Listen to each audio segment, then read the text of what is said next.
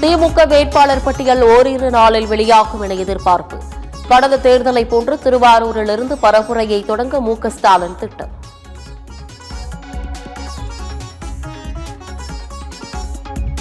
அதிமுகவின் முதற்கட்ட வேட்பாளர் பட்டியல் இன்று வெளியாகும் என தகவல். வேட்பாளர்களை அறிவித்த கையோடு மயிலாப்பூரில் பரப்புரையை தொடங்குகிறார் எடப்பாடி பழனிசாமி. மத்திய பாஜக அரசின் புதிய மசோதாவால் திருநங்கைகளின் உரிமைகள் பறிபோகும் அபாயம். திருநங்கைகள் சட்ட திருத்த மசோதாவை நிறுத்தி வைக்க வேண்டுமென முதலமைச்சர் மு.க. ஸ்டாலின் வலியுறுத்தல்.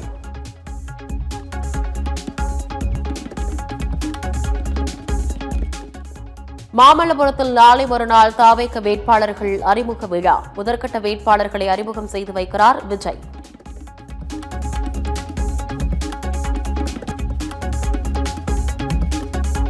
பரபரப்பான சூழ்நிலையில் டெல்லியில் இன்று மாலை அனைத்துக் கட்சி கூட்டம். மேற்காசிய போர், உள்நாட்டு எரிபொருள் சிக்கல்கள் குறித்து முக்கிய ஆலோசனை.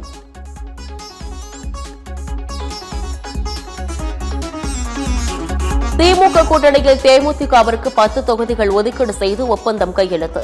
தொகுதிகள் இறுதி செய்யப்பட்டு நாளை மறுநாள் தேமுதிக வேட்பாளர் பட்டியல் வெளியிடப்படும் என பிரேமலதா அறிவிப்பு.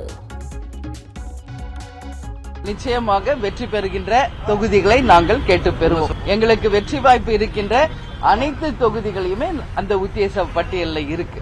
நாளையும் நாளை மறுநாளும் அது இறுதி செய்யப்பட்டு உங்களுக்கு நாங்கள் அறிவிப்போம்.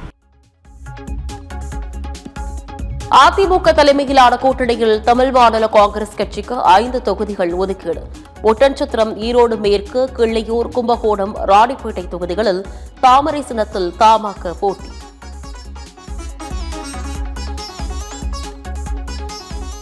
தேர்தலில் போட்டியிடாமல் இருப்பது தியாகமல்ல, கடமை. கமல்ஹாசன் விளக்கம். இது என் உரிமை, இதுல சுயநலமே கிடையாது. இவ்வளவுதான். There is no selfishness in this. I am a neo-politicalturist. Kamal Haasan உண்மையில் செய்திருப்பது தியாகம்தான். முதலமைச்சர் மு.க. ஸ்டாலின் நன்றி.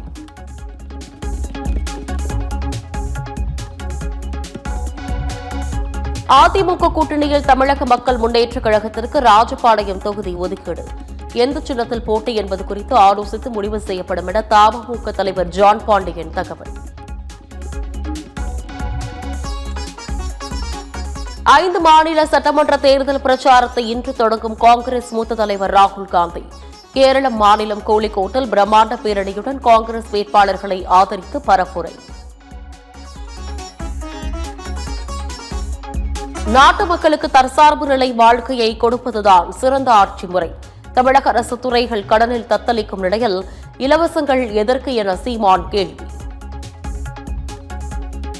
ஒரு நாட்டை நல்ல நிலையில வளர்த்தெடுக்கணும்னு ஒரு நிர்வாகி சிந்திக்க மாட்டான். சரி, இலவசமா பேருந்து எப்படி வைப்பீங்க? அந்த பேருந்து துறைக்கு போக்குவரத்து துறைக்கு 1 லட்சம் கோடி நஷ்டம் இழப்பு கடன். நாமக்கல்லில் கடந்த வாரம் பறிமுதல் செய்யப்பட்ட 2.39 கோடி ரூபாய் மதிப்பிலான நகைகள் திரும்ப ஒப்படைப்பு. உரிய ஆவணங்கள் காண்பிக்கப்பட்டதால் தங்க, வைர நகைகளை திருப்பி ஒப்படைத்த அதிகாரிகள். புதுக்கோட்டையில் ரகசிய தகவலின்படி பேருந்தில் கொண்டு செல்லப்பட்ட 10 லட்சம் ரூபாய் பறிமுதல். திருத்தணி அருகே உரிய ஆவணம் இருந்தும் 5.86 லட்சம் பணத்தை தேர்தல் பறக்கும் படை பறிமுதல் செய்ததாக குற்றச்சாட்டு.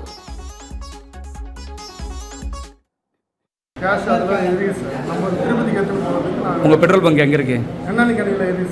ஓ, அங்க பில்லு நீங்க அவங்க காட்டினாலும் விடல. செல்லு கூடியும் பிடிக்கிறாங்களா? நீங்க பில்லை காட்டினீங்களா? நீங்க இந்த இதுக்குன்னு காட்டினீங்க. வளைகுடா பகுதிகளில் உள்ள இந்திய கப்பல்களும் பணியாளர்களும் பாதுகாப்பாக உள்ளதாக மத்திய அரசு தகவல். பாரசீக வளைகுடாவில் இந்திய கொடியுடன் 20 கப்பல்களும் 540 இந்திய பணியாளர்களும் உள்ளதாக விளக்கம்.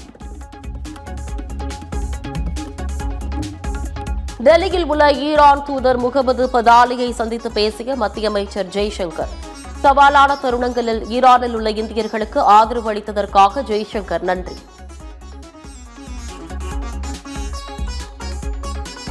டெல்லியில் அடுக்குமாடி குடியிருப்பில் ஒரே குடும்பத்தைச் சேர்ந்த 9 பேர் தீ விபத்தில் உயிரிழந்த வழக்கு. டெல்லி தலைமை செயலாளர் காவல் ஆணையர் 2 வாரங்களில் விரிவான அறிக்கை அளிக்க தேசிய மனித உரிமைகள் ஆணையம் உத்தரவு. பீகாரில் பருவம் தவறி பெய்த மழையில் பயிர்கள் பாதிப்பு. கண்ணீர் விட்டு கதறி எழுத விவசாயி.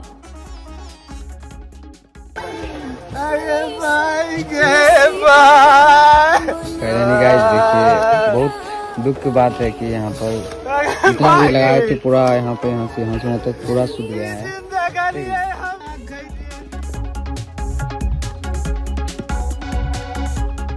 உத்தரப்பிரதேசத்தில் சமாஜ்வாதி ஆட்சிக்கு வந்தால் மகளிர் உதவித்தொகை ஆண்டுக்கு 40,000 ரூபாய் வழங்கப்படும்.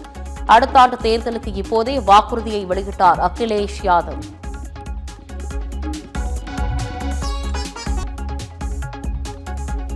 காஷ்மீரைச் சேர்ந்த தடை செய்யப்பட்ட அமைப்பின் தலைவி அசியா அன்ரூபிக்கு ஆயுள் தண்டனை. இந்தியாவிற்கு எதிரான சதிச்செயல் குற்றச்சாட்டில் டெல்லியில் உள்ள NIA சிறப்பு நீதிமன்றம் தீர்ப்பு. வளைகுடா நாடுகளில் நடக்கும் போரால் பிலிப்பைன்ஸ் நாட்டில் அவசர நிலை பிரகடனம். எரிபொருள் தட்டுப்பாடு நிலவி வருவதால் முதல் நாடாக அவசர நிலையை அறிவித்தது பிலிப்பைன்ஸ்.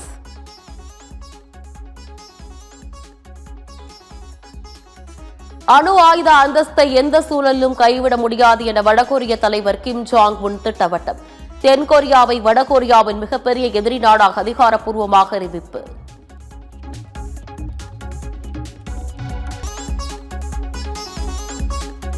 ஈரானுக்கு எதிரான போருக்கு அமெரிக்க பாதுகாப்பு அமைச்சரை காரணம். பீட் ஹெக்ஸேத் மீது பழியை போட்ட அதிபர் டிரம்ப் திடீர் பல்டி. ராயல் சேலஞ்சர்ஸ் பெங்களூரு அணியை 16,660 கோடி ரூபாய்க்கு வாங்கிய ஆதித்யா பிர்லா குழுமம். ஆதித்யா பிர்லா குழுமம் அமெரிக்க நிறுவனங்களின் கூட்டமைப்புடன் இணைந்து RCB அணியை வாங்கியது.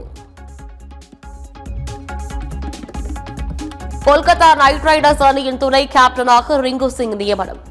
8 ஆண்டுகளாக KKR அணிக்காக விளையாடி வரும் ரிங்கு சிங்கிற்கு அங்கீகாரம். இங்கிலாந்து வீரர் பென் டக்கெட் தனிப்பட்ட காரணங்களுக்காக IPL தொடரிலிருந்து விலகல். பென் டக்கெட் சொந்த காரணங்களுக்காக விலகியதால் 2 ஆண்டுகள் IPL தொடரில் விளையாட தடை.